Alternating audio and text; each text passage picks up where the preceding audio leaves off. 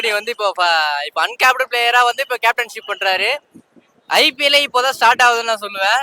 ஏன்னா இப்போ வந்து பாத்தீங்கன்னா தலையோட கேப்டன்சி பத்தி நமக்கு தெரியும். எந்தெந்த ஃபீல்ட் செட் எப்படி பண்ணுவாரு, யாருக்கு எந்த டைம்ல பவுலிங் கொடுப்பாரு, ஃபீல்ட் செட் எப்படி இருக்கும், பேட்டிங் எப்படி இருக்கும், எல்லாம் நமக்கு தெரியும். பர்ஃபெக்டான டைம்ல பர்ஃபெக்டான பவுலிங் கொடுப்பாரு, பர்ஃபெக்டா விக்கெட் எடுப்பாரு. இப்போ அதை நம்ம வந்து இப்போ விட்னஸ் பண்ண போறோம்.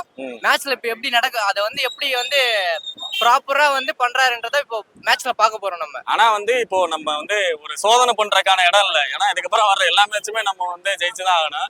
சோ இந்த மேட்ச்ல இருந்தே வெற்றியை வந்து தொடர்ந்துருவாங்களா? இந்த மேட்ச்ல இருந்து கன்ஃபார்ம் வின் பண்றோம். அதுல வந்து எந்த விதமான டவுட்டும் இல்ல. No doubt in that, surely will win. அப்போ பிளே ஆஃப் வந்து நம்ம கண்டிப்பா உள்ள போயிடும். கன்ஃபார்ம் உள்ள போறோம். இத அடிக்க மாட்டாரா? கப் நம்ம அடிக்கிறோம். பிளே ஆஃப் உள்ள போறோம். இப்போ என்ன ரீப்ளேஸ் கொண்டு வந்தா, இப்போ ருத்துக்கு வந்து ஒரு ரீப்ளேஸ் வேணும். ருத்து அது போக வந்து நம்மளோட மிடில் ஆர்டர் எல்லாமே ஓரளவுக்கு இதாதான் இருக்கு. இப்போ நீங்க ஓரளவுக்கு ஓகே தான். பட் வந்து எல்லாருமே வந்து இப்போ கான்வே கூட்டு வந்திருக்காங்க 2 மேட்சா. கான்வேவும் லாஸ்ட் மேட்ச் வந்து ரிட்டையர்ட் அவுட் ஆக சொல்லிட்டாங்க. இனிமே வந்து ரிட்டையர்ட் அவுட் ஆப்ஷனே கிடையாது. எல்லாருமே வந்து பெர்ஃபார்ம் பண்ணணும். பெர்ஃபார்ம் பண்ணா மட்டும்தான் பிளே ஆஃப் உள்ள போக முடியும். கன்ஃபார்ம் வெற்றி நிச்சயம்.